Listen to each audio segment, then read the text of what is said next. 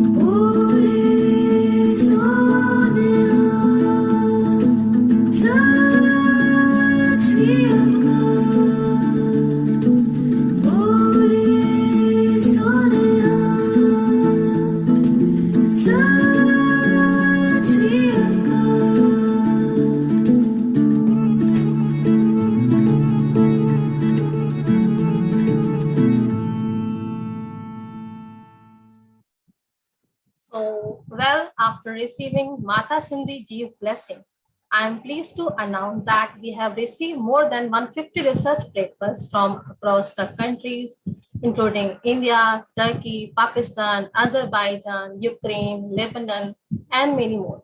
So it gives me a great pleasure to introduce the speakers as today's event to you all. They have joined us from all over the nation to impart their priceless knowledge. Today, Dr. Lokesh Kumar Gupta, head of the scientific committee, has also joined us. So before we start our session, I'd like to invite Dr. Lokesh Kumar Gupta to welcome our participants. Lokesh sir, over to you. Good morning to all of you.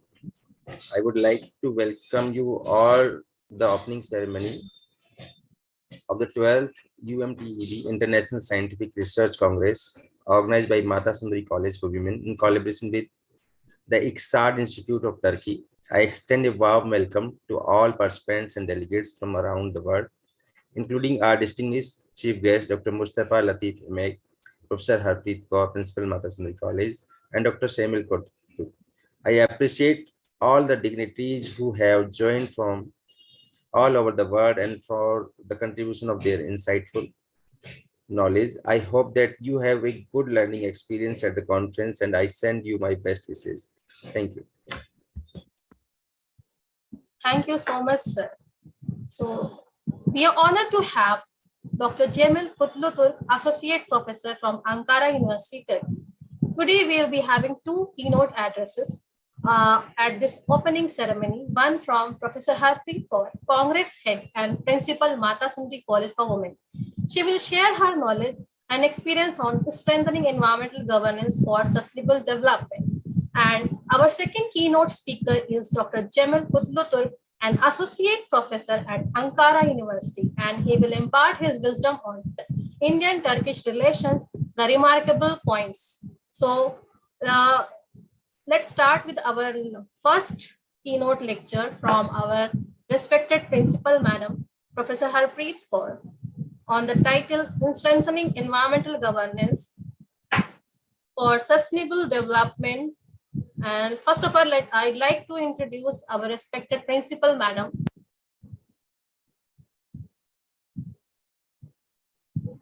Yeah, Principal Madam has already started her screen sharing. So, ma'am, over to you. Ma'am, please unmute yourself.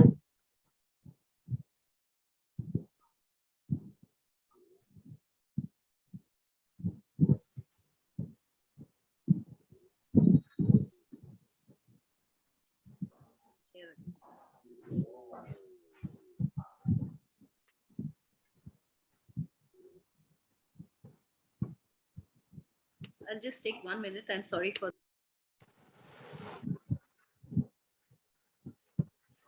It's okay, ma'am.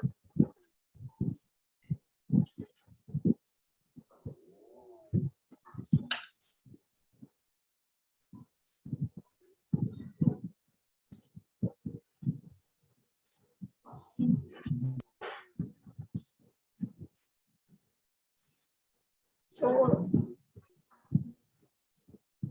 before she starts, I'd like to introduce our respected principal, Madam Professor Harpreet Kaur. She is an advisor at Global Institute of Sex Studies, New York, USA. She has also received Commonwealth Innovation Forum Awards 2021 for Leadership in Women Education on 1st June 2021. She has also received Great Indian Teachers Award on 4th September 2021, and also the Great Indian Woman Award by Honorable Governor of Uttarakhand, Devi Rani Maurya, on 4th September 2021. She has also received 8th Sri Gaurav Award for her achievement as an educationist in 2021. I hope she will start soon. I think there is some technical glitch. We have to wait for a while.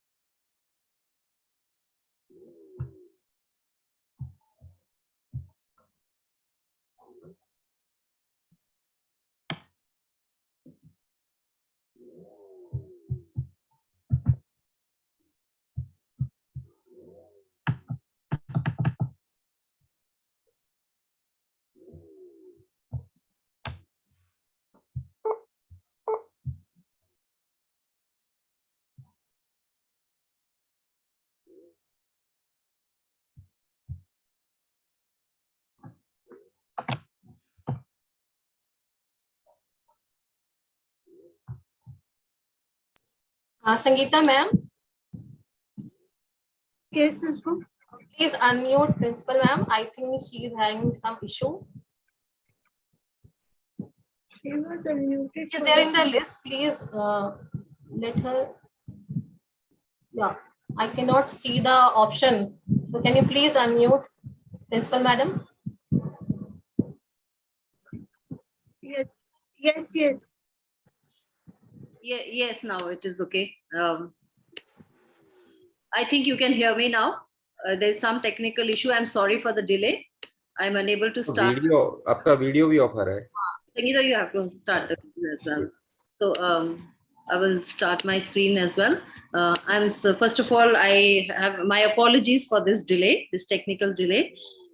This event is very auspicious for us because it is on the eve of independence of India. On 15th August, India got its independence, and these days are really auspicious. And so at this outset, remembering independence of India, I just want to thank ICSET, especially Professor Mustafa and all others who are here, and Professor Semil, Dr. Lokesh, Dr. Uzma, and also Atbek, who and all other participants, and the participants are from almost 150 countries. So I welcome you all for this event, and I really have word of appreciation for ICSET, because ICSET is continuously into research, and research has to come on a common platform, and they are providing a common platform to countries across world where people are interacting and sharing their researches. So this research is very important. And in this vein, I want to share my research, strengthening environmental governance for sustainable development.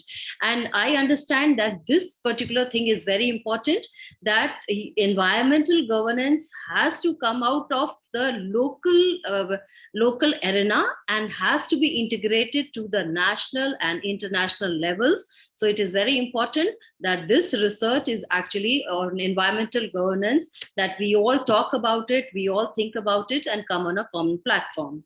Now, human civilization has passed through three stages: primitive, agricultural, and industrial. All these stages are linked with each other, but linked with the natural world also. The natural world is paramount in all these phases, and as the natural world evolved and as the human beings evolved, these stages also evolved. But after entering the industrial area, what is happening is that we have a self-centered mindset, and we have the ability to manipulate nature at our own whims, because we see our own facilities, our own leisure, our own compulsions, and this is deepening the struggle between the people and environmental carrying capacity, because the environment, the earth, has its own carrying capacity, and somewhere we have to understand that this carrying capacity is not unlimited, and we have to have some kind of a phenomena where we will have to strike a balance.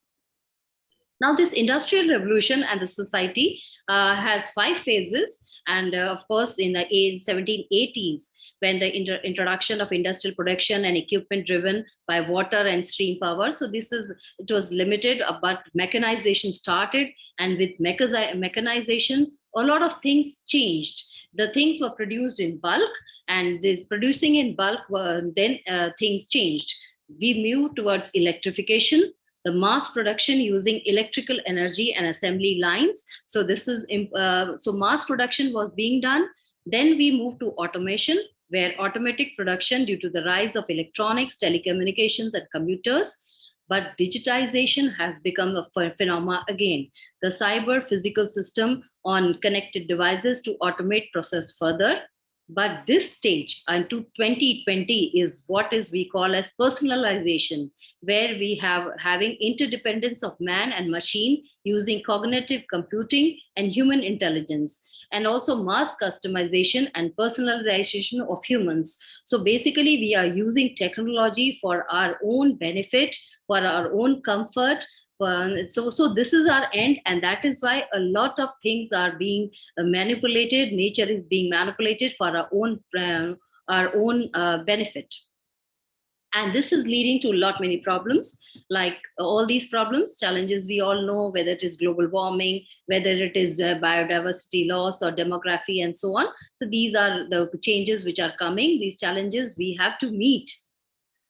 So we have to meet through effective environmental governance. So governance as a concept started, of course, when we just talk about governance, it came up in the 90s because of malgovernance in many parts of the world. And World Bank talked about governance and introducing governance into the whole arena. But these things became very important, and governance became a part and parcel, and World Bank and all other international institutions imposing and talking about implementing governance. But what is this governance? Later on, there are various phases. Corporate governance came into existence, environmental governance, international governance, national governance, and so on. So in this vein, environmental governance is very important. One basic parameter of governance is rule of law. So this application of law in a consistent fashion is very important. Law is very crucial. We have to protect human health and environment and establish a level playing field for the international commerce. But growing convergence is another important thing. For effective environmental governance, we cannot be segregated. Convergence of technologies, these synergies between the technologies is very important. Emerging initiative and trends in cooperation to strengthen environmental governance in the countries around the world. These are also very important, that those countries who have some technology, good technology, also share the technology with others. So this is also very important. Now, environmental governance focuses on three things. First thing is policy coherence and synergy of action.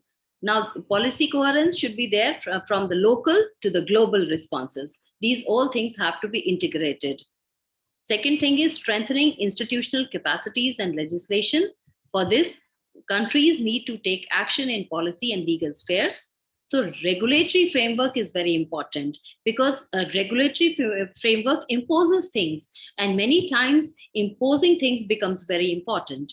But we need to be equipped with the necessary knowledge and capacities to create and enforce our own rules. Making rules is important, enforcing them is equally important. And also translating international commitments into reality is most important. So we have to translate the international commitments into reality. Thirdly, we have to place environment at the core of development. Environment is not necessarily the central concern of the developmental agenda, because development has, and the market has its own policies, its own agenda. But somewhere environment is being degraded, environment has been undermined because of this development. So mechanisms to ensure this is important. Collaborative mechanisms and mainstreaming of environment priorities in development plans is very important. Closer association of poverty and environmental objectives are equally important, because poverty is one of the reasons that why environmental degradation is taking place. You have to feed the millions of our populace who are below the poverty line, and because of that, the burden is there on the environment. But feeding, right to food, is also very important, but the environmental objectives should be interwoven into this. Now, environmental governance talks about rules, practices, policies, and institutions, but we have to improve this governance. And nowadays we talk about everything which is very smart, whether it is smart cities, whether it is smartphones. So the environment also has to be smartly managed. The smarter management of environment for the benefit of this and future generation is very important. Now, there are very important elements, because policies are giving you directions. These policies have to be science-based and well-informed, coherent, adequate. But the laws which are the compelling legal framework, they are strong backbone for change. The country should come up with strong laws for environment. Adequate legislation will enable action and incentive structures as well. But everything has to be people-centric, because people are at the core. The laws and policies work for the people. So environmental change can happen only when the people are conscious. People and their activities, business attitudes will make this environmental change happen. So at the core, our responsibility, our duty towards environment and the rules and regulations are very important. UN is also providing a cohesive and coordinated global response to the environmental threats and opportunities. which has to be imbibed and adopted by the nations and at the local level also. This practical framework for environmental governance is, these elements are there of governance. These are the institutions, the laws, policies, the structures of decision making, formal organization, as well as informal, because governance includes informal actors also. Informal actors are equally important in governance, and that is why these structures, whether they are formal, whether they are informal, they are very important. Processes is also a very important part of it. How decision making is arrived at, how policy is being created at, how negotiation of values and conflict resolution is taking place. So these are elements of governance which have to be robust, responsible, then responsive, equitable, and effective. So this is a practical framework for environmental governance, which is very broad and which permeates everywhere. So the key principles of green governance are sustainable development, also precautionary principle. We have to take precaution while taking any action. Integrated natural resource management. Natural resources are in abundance, but we cannot make maximum use of it so that they are somehow eradicated or they are lost in transition. We have to have optimum utilization of these natural resources. Decentralized governance. Then gender and equity. That is also within the framework of green governance. Policy and policy measures as a continuous process. You have to change. Sometimes change is also very important. Respecting traditional community practices, because the traditional communities have been very robust. They had been very close to the nature. They have certain technologies and certain systems which are very, very progressive, which we are losing because of forces of globalization. So we have to have a balance between community practices as well as the global forces. Then transboundary approaches. Transboundary approach is important because maybe my neighboring country is indulging in a lot of pollution, which is resulting in acid rain in my country. So all things are interrelated. Then focus on adaptive measures. You have to adapt to the changes. Climate is changing, so we are changing, and so on. The policies should also change to adapt. There are links between the health of the ecosystem, human health, and the provision of key ecosystem. Now we have to safeguard them and restore the environmental systems. Sustainability challenges are very, very complex. Now, the impending biodiversity, climate, water, and food crisis and risks, they are signaling the government to have an adaptive approach towards governance. And for that, we have to have institutions, all the stakeholders. We have to strengthen the science policy interface and apply foresight methods and futures thinking. Now, Sustainable Development Goals 16 and 17 are most relevant because they support all other SDGs. Now, this sustainability framework, especially during in the arena of corporate, is very important because where we are living in this world which is so materialistic, and that the corporates are gaining a very paramount position. For that, corporate governance is important, that they are complying, their standards, their framework principles are taken into consideration. But along with this sustainability framework, we have to be sustainable. The corporates have to be sustainable in their policies. While making anything or while providing any service, they must take into consideration the impact on the nature. Then corporate citizenship, because the corporates are very huge, and their citizen, if sustainability permits their values, beliefs, principles, policies, context, and definitions, then a marked change will occur. Corporate responsibility is another thing, that you are responsible towards the nature, people, planet, profit is by and large very important, which should be there, a part and parcel of the corporate sphere. Key governance principles of sustainability are decision making, which should be democratic, which should have a meaningful stakeholders participation, which should be transparent, which should be holistic, and integration should be there, and so on. So internalization of environmental and social cost is very important. Precaution is another important principle. that decision making should be because it is under uncertainty. And once a decision is taken, we cannot reverse it. There will be some ill effects of it. So we have to take precaution as a very important measure and take adaptive approaches into consideration. Responsibility, that you are responsible for what you have done. If you have given some harm to the nature, then you have this polluter pays principle, that pollution, if you are creating pollution, you are also paying for it. But then you have a responsibility of generating knowledge so that you can share with others. Then burden of proof is common, but differentiated responsibilities are there, and accountability is there for all your actions. Then you have to management is another important thing. You have to manage things. You have to prevent any harm to the nature. Then rectification of pollution at source. In case your industry is such that which is liable for some kind of pollution, try to treat it at the source only, and otherwise there will be a long lasting harm to the community, to the nature. Then adaptability, ecosystem approaches, partnerships, mechanisms, regular review of regimes, effectiveness, all these are very important. So we have to manage overall and prevent and manage things.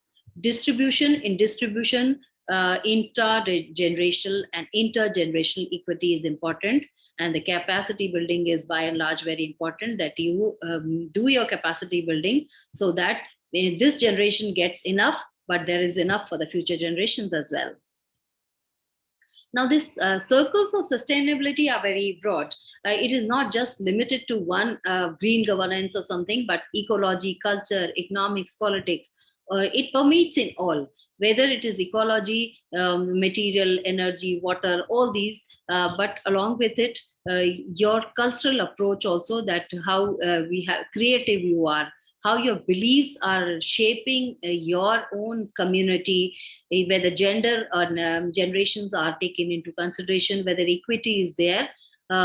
Politics is largely controlling all, and that is why laws and justice and responsibility and security should be inbuilt there. Economics, because economic production and distribution is at the core of everything. Consumption and use is by and large very important. So again, the circles of sustainability should permeate all the spheres.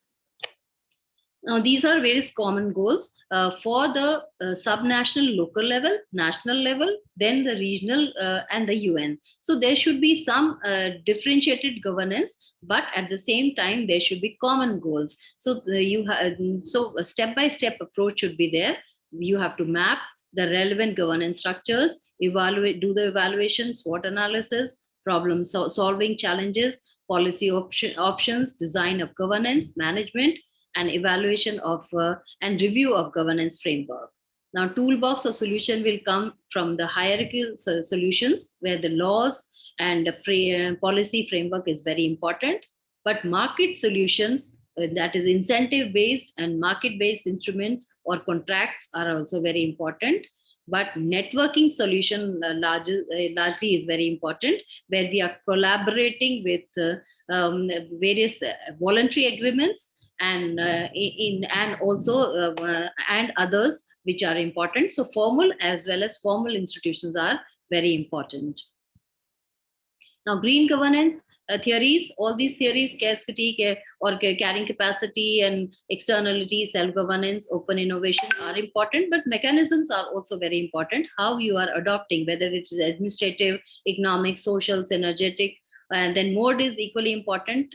Open innovation, where you are helping other countries with your own researches. And the subjects are all enterprise, government, social organization, public nature. So everything, green governance is a very, very broad concept.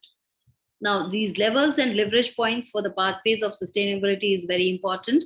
Again, the levels are the incentives and carrying capacity, then coordination across sectors and jurisdiction, preemptive action, adaptive decision-making, environmental law and implementation. But leverage points, that you have to embrace a vision for good life. Then reduce total material consumption and waste. latent value of responsibility should be there, reducing inequalities. So these are the broad framework where we are having technology, innovation, investment also, knowledge generation, knowledge sharing, all these are very important. So these all are interrelated with each other. So for strengthening environmental governance, resilience to disasters and conflicts is very important. What happens is in disaster and conflict, a lot of burden is there on Mother Earth. So disasters have to be avoided, conflicts have to be managed, enabling sound management for chemical and waste, because chemicals are being used in most of the industries, but how to treat this chemical waste is by and large very important. Promoting resource efficiency, responding to climate change, because climate change is a phenomena, but we have to respond to it. We have to take proactive measures and preempt this climate change propositions and work on it. Strengthening environmental governance, supporting sound ecosystem management, and compliance assistance program. This is so you have this assistance program you are complying with. Compliance is very important. Now, there are various programs and projects of UN Environmental Program, UNEP, which are key to this environmental governance. Integrating environmental sustainability in the UN Developed Assistance Frameworks, UNDF, and UN Common Programming Process. So, this UN country teams, they strengthen the integration of environmental sustainability, climate change consideration, and multilateral environmental agreement priorities. So multilateral environment agreements are there, but the priorities have to be disseminated to the countries, and the UN country is disseminating this. And if we adopt these into our policy program and action programs, then the countries and environmental governance will, of course, strengthen. Then integrated approach to environmental sustainability in development planning. So if we have this 2030 agenda and SDGs, this project supports the strengthening of government's capacities to integrate environment sustainability in the sectoral and cross-sectoral planning process. The key here is that integration of environmental sustainability, as I mentioned, should be there in all the facets. So environmental initiatives, poverty environmental initiatives, and UN Nation Development Program and United Nations Environmental Program. These are global programs that support country-led efforts to integrate pro-poor and environmental sustainability objectives into the heart of governance. And by mainstreaming these into national development and sub-national development planning, from policy making to budgeting, implementing, and monitoring. So the key here is whether it is policy making, even in budget should be provisions for that, implementing and monitoring whether these policies is equally important. Environmental sustainability, it has to be integrated in the UN Development Assistance Framework and joint programming process. So they are integrating. This project supports the UN country teams to integrate their work consideration on the environmental sustainability, climate change, multilateral environmental agreements. Environmental education is very important. People should be disseminated the importance of environment right at the very, very early stage. And this environmental training network of Latin America and Caribbean aims to coordinate community of practices among the environmental education heads of ministries of environment, and to increase the specialized knowledge, mutual learning, exchange of experiences, environmental education practices through face-to-face and virtual meetings. Environmental law is another important thing, because laws and climate change have made important progress in the recent years. All the countries have environmental laws, some more in place, somewhere less in place, but most of the countries are abiding by these environmental law, realizing the importance of it. So these governance aspect of climate change has called the attention of legislators, judges also. Judiciary is coming forward with new incentives and new policies, and experts in the environmental law. So several areas of improvement for ensuring environmental governance program has reached desired level of impact globally, but much needs to be done. So where we have done that, making United Nations Environmental Assembly message truly impactful, better integrating governance level. This I'm emphasizing from right from the very beginning, that these all levels have to be integrated. Global should reach to the local, and local should reach to the global. So both things integration should be there. Better linking of governing bodies dealing with environment, and this UNEA message should be integrated into high level of political forum and other global bodies. And then another thing is the better use of partnership. We are helping more countries, more and more the advanced countries, if you can say, they have advanced technologies. They are helping the countries with their wildlife, with their pollution legislation, or to implement the SDGs. So this is a kind, the onus is with them, and they have to come forward and make better use of this partnership. Upscaling and replicating success stories in the member state for the benefit of others is very important. That if you have some success stories and similar conditions can be replicated in some other part of the world, this should be done so. Better communicating and the importance of inclusive and effective governance for a long-term environmental change. So if we can conclude to say that it is that within this suggested framework, each country and area has to establish this green governance norms which are suitable for the particular nations or areas environmental carrying capacity. Every area has different carrying capacity. So in consonance with these carrying capacity, the green governance norm should evolve. Another thing important is that green development plans for enterprises may be created, and this framework should be has to be utilized to offer to match the organization's economic and environmental principles. So in the enterprises also should come forward. So green governance or environmental governance is just not onus of government or onus of UN. It basically it will be translated into action only when we realize our duty, when we as individuals realize our responsibility and duty and work for green governance, environmental governance, which is the most important thing. So thank you very much for giving me a patient listening. Thank you. Thank you so much, ma'am, for sharing this extremely useful bit of information. The participants undoubtedly learned a lot about the connection between sustainability and green governance. Now, I'd like to invite our next keynote speaker, Dr. Jamil Kutlutur from Ankara University. First, I'd like to give a small brief introduction about sir. Let me share the screen first. Yeah, I think it's visible now. So, Dr. Jamil Kutlutur is an associate professor at Ankara University, Faculty of Divinity, Department of History of Religion. He has done double masters, first MA and second MA from first MA from University of Ankara, Turkey, and second MA from Kashi Hindu Vishwavidyalaya from India. It's very interesting that he has very good study on concept of avatar of Hinduism. He has interest in Hindu-Muslim relationship and all, and he has also published many books on the theme, basically on Hinduism, Upanishad, Avatara in Hinduism, Hindu perceptions of Islam, Muslims and Turks in Indian thought. He has published 15 articles and also published book chapters more than 9. And his field of interest are Indo-Turkish relations from past to present, contribution of Turks to Indian civilization, Hinduism, Buddhism, Jainism, Sikhism religion, Hindu-Buddhist Muslim relation from the beginning to the present, Turks and Muslim in India, perception of Islam and Muslim in medieval India, text and thought, and many more. So I am very happy to have you here today. Sir, over to you. Okay, thank you so much. I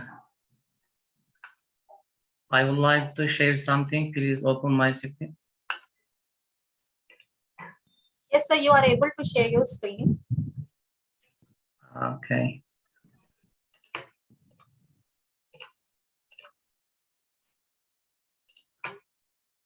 It is not possible now.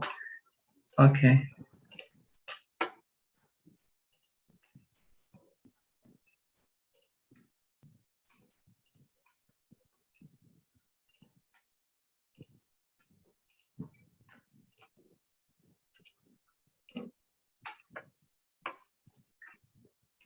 I cannot share my screen. Okay, Sir, doesn't matter. there is an icon below the Okay, screen. doesn't matter. I see. It is not taking. Just a moment. Namaskar, everyone. Priya Vidvano, Devi or Sajjano. Sir, try again sharing your screen. Okay. Thanks.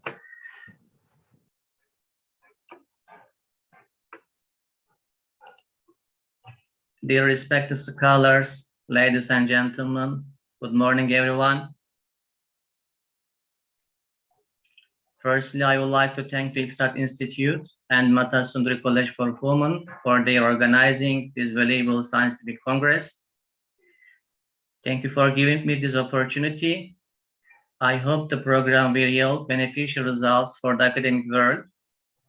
In my speech, I will briefly try to focus on Indian-Turkish Ottoman relations by emphasizing on some significant points.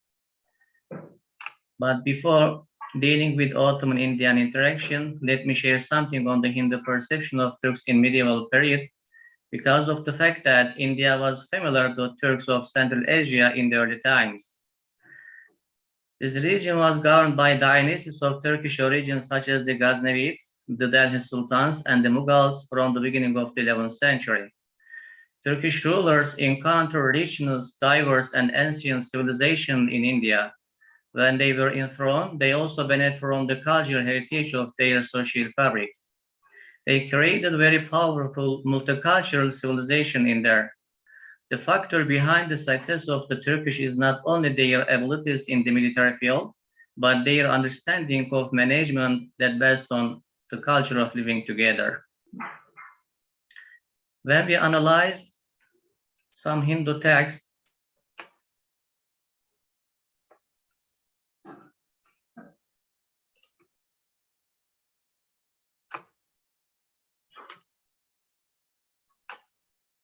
okay, it is seen that the Hindu noblemen and religious intellectuals use a number of concepts to express the Turkish people. Some of the Hindu leaders used an alienating turn of phrase, such as Milecha means ignorant, dirty, and Yawana means other foreigner, and Avidan, the ones is beyond Hindu Dharma, when talking about the Turks. Actually, Hindu writers, especially who made close connection with Turks, developed more reasonable discourse on them. According to their revelation, Turks give importance to equality, worthiness, and oneness of ultimate truth. But before us, I would like to say something on this issue. For me, the notable and interesting evolution is the identification of Turks with Muslims. When the passage in which the phrase of Turuka is found are examined, it is comprehended that the Turks were not only seen as ethnic community in the eyes of Hindus, but as a people representing Islamic values. In many medieval Indian sources, including devotional literature composed by Bhakti leaders such as Kabir, Eknath, and Vidyapali, the term Turuka or Turushka transcended its ethnic meaning and began to be used for Muslims.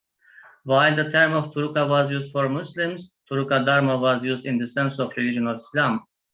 This phenomena, for me, reveals the many local people got aware of the Islamic values thanks to the Turkish origin governors, scholars, and Sufis.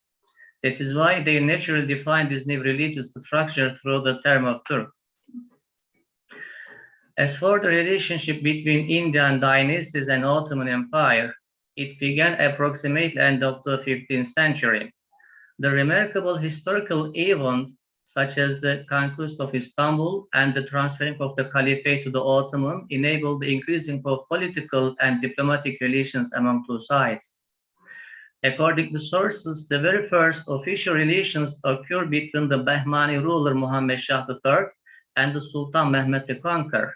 The available historical records indicate that the first regular diplomatic relations between the Mughals, Baburis, and the Ottoman began at the time of Shah Jahan. Ahmet Feridun Bey's valuable work titled Mushahat-ü Selatin includes copies of the Ottoman Sultan's letters, edicts, epistles, and French sites. Through the letters, Ottoman governors highly recommended that Indian Muslim rulers work together with local communities from various ethno-religious origins. An original letter heading is presented here as a sample. In addition to diplomatic relations, bilateral interaction between Anatolia and India were mostly experienced in the area of culture and mysticism. The works regarding Indian mysticism and Islamic Sufism were conveyed to Anatolia thanks to traveling mystics and scholars. An important figure in this context was the Abu Rayhan al-Biruni, who traveled to Indian subcontinent in the early 11th century to gain first-hand knowledge on the people of Bharat. After his investigation, he translated Patanjali's Yoga Sutra, a text on Hindu mysticism, from Sanskrit into Arabic. A rare, valuable version of this manuscript was found in the early 1920s in Köprü Library in Istanbul under reference number 1589. This scene reveals how far the mystical influence between two regions goes back to early times. Another important source regarding Indian mysticism is Amrakunda, which is a Sanskrit manual text on yoga. Through its Arabic translation called as Hawdul Ma al-Haya, means the nectar of pool of nectar, it circulated widely among Sufis in India and other parts of the world. This text popularized in some religious orders in Anatolia as well. More than 20 manuscripts of the Hawdul Ma al-Haya and its Ottoman translations have been located in various Turkish libraries. Based on our research, because of some deficiencies, most of them wrongly attributed to Ibn Arabi. Some Arabic copies of the text found in Turkish libraries are provided here. Another vital trace, mystical interaction exchange between Turkey and India, was the lodges that were inaugurated by Indian Sufis in different districts of the Ottoman Empire. Among them, the lodges in the Istanbul, mostly known as Hindiler Tekkesi, are quite striking, as they were established in order to accommodate travelers arriving from the Indian subcontinent when they reached Anatolia. Indian lodges function as a bridge between India and Anatolia in the context of Sufi life and religious culture, as well as being an important area for Ottoman-Indian political relations. For instance, Muhammad Imam Sardar Gaurav, found in this lodge, states that he was known to his contemporaries as a military envoy in the service of Tipu Sultan, the ruler of Mysore state in India. It reads that Huwal Hallak al-Baki Merhum Mafur Mehmed Imam Sardar Askar Elchi Tipu Sultan Hindi, means he is the creator, the eternal, the late Ozol Muhammad Imam Sardar, who is the military ambassador of Tipu Sultan Hindi. For me, such a mystical mobility built a transnational network between Indians and Ottomans, as well as established universal solidarity among the diverse ethno-religious and linguistic population in both sides. However, it is clear that the intense contact between two regions was experienced at the end of the 19th and beginning of the 20th century. For example, Fazluddin Khan Bahadur, who was the prime minister of the Nizam of Hyderabad, asked the Ottoman administration to send samples of manuscripts and printed books found in Istanbul libraries in 1898. Some books on history and religious sciences were copied by competent scholars for this aim. The documents on this subject is attached. The Hijaz Railway project was also another important event that strengthened relations between each sides. Some of the Indian Muslims intellectuals came together and established a society called Anjuman Khuddam Kabe, the Society of the Servant of Kabe, to support such project.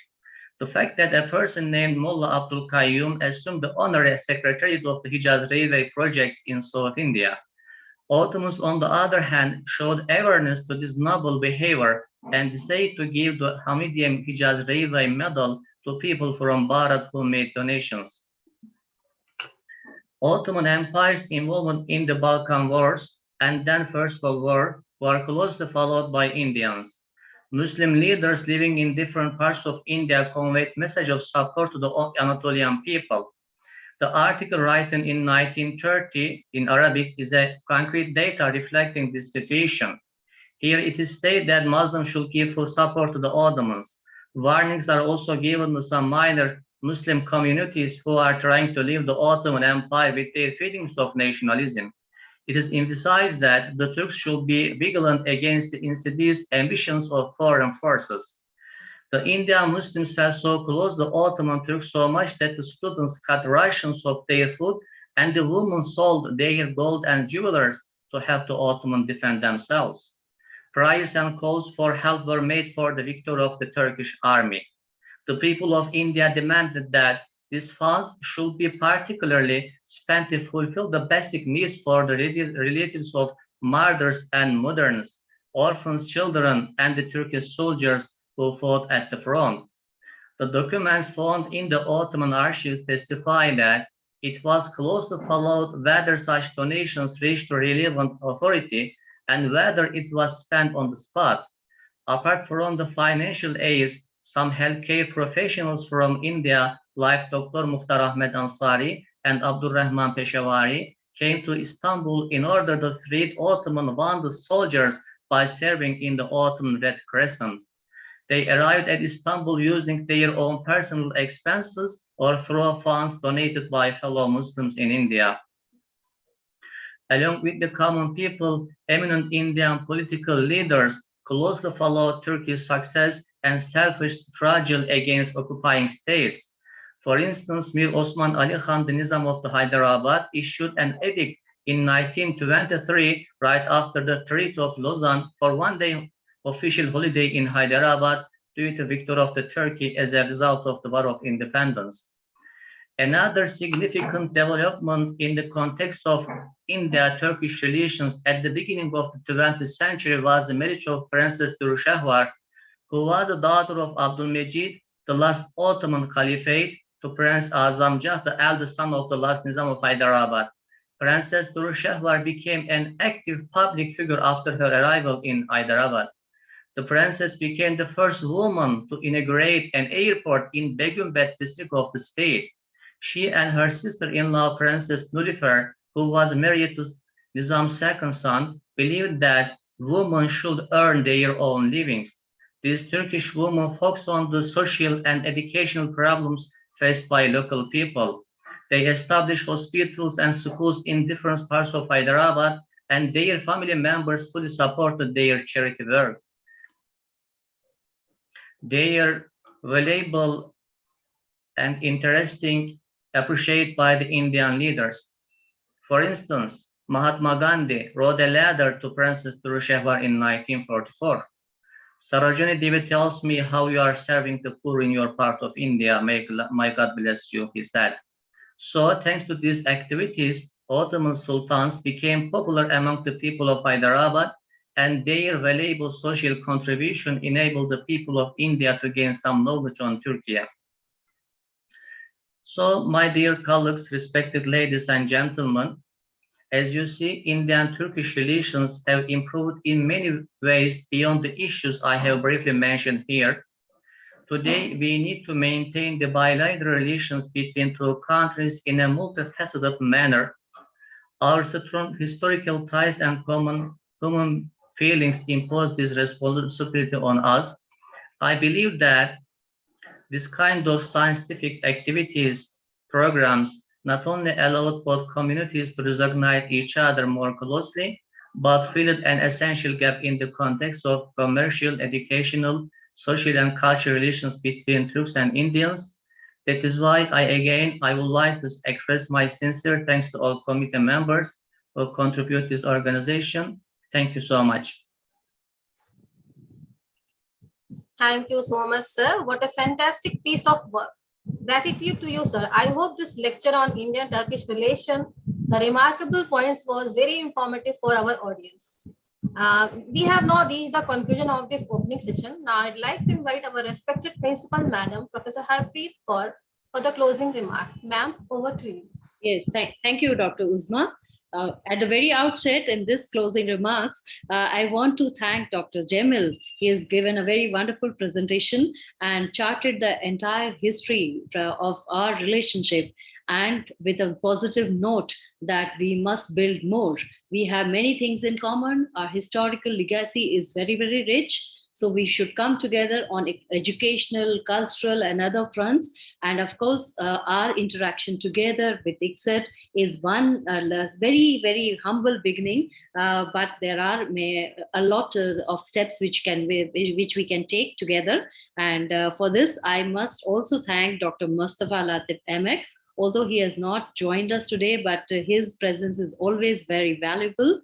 And he has, and ICSET has actually, they are doing quite a lot, putting, as I said earlier also, that researchers have to come together on a common platform. Otherwise, without this integration, we cannot come at a conclusion, because there are problems at every part of the world has different problems, and we have to share and learn from each other. And that is, I think, will make this will make things easy.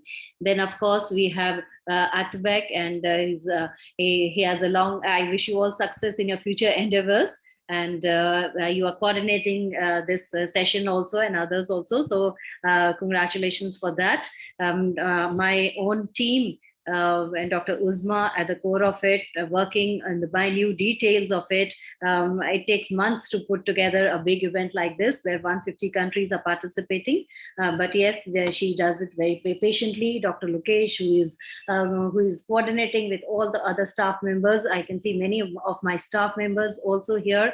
But other participants from various parts of the world, and this platform, I am very sure that it will be a platform where we'll do a lot of learning and sharing with each other. So let us wish success to this program and many other programs in the future. So on behalf of Mata Sundari College, Mata Sundari College as such is named after a woman who was a leader of the Sikhs, and she led the Sikhs for 40 long years, giving a direction to the entire movement. And that also after the death of 10th Guru, her husband, Guru Gobind Singh Ji. So she was all alone. And in the times in 1700, when those times when women were not given lead, that time she led. So this is a very prestigious institution, and we are shaping the future of young women. Because gender equity is by and large very important in the entire world. And so we are working for the gender equity. And so all the best to all the presenters. I can see many presenters here. And so I wish them all success, all the best, and happy learning and sharing. Thank you very much. Thank you so much, ma'am. So thank you to all our guests and our respected principal, Madam Professor Harpreet Kaur, our keynote speaker, Dr. Jamil Kututur, Dr. Lokesh Kumar Gupta, Head Scientific Organizing Committee and all, and Mr. Atabek, and all the participants for joining us today for this conference. So as we know that we are having our main session just after this opening ceremony. So I am sharing the screen. So you can see this is the Zoom ID for the session, and passcode. You have to join your respective session after this opening ceremony. So I'm also pasting the same in the chat box. Just a moment, I'll stop sharing the screen first. Yeah, so this is, I'm pasting here too. Please join your respective sessions. I'm also requesting to all the participants, please switch on your videos so that I can take a click.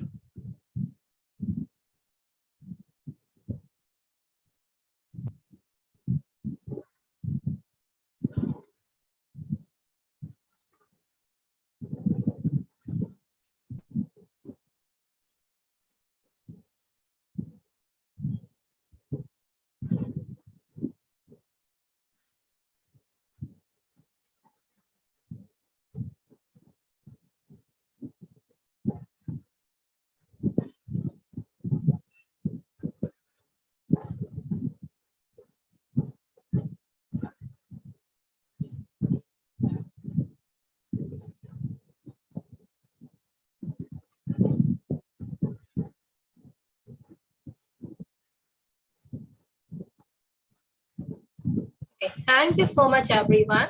So see you in the main sessions. We are closing this session now. Thank you, everyone, once again.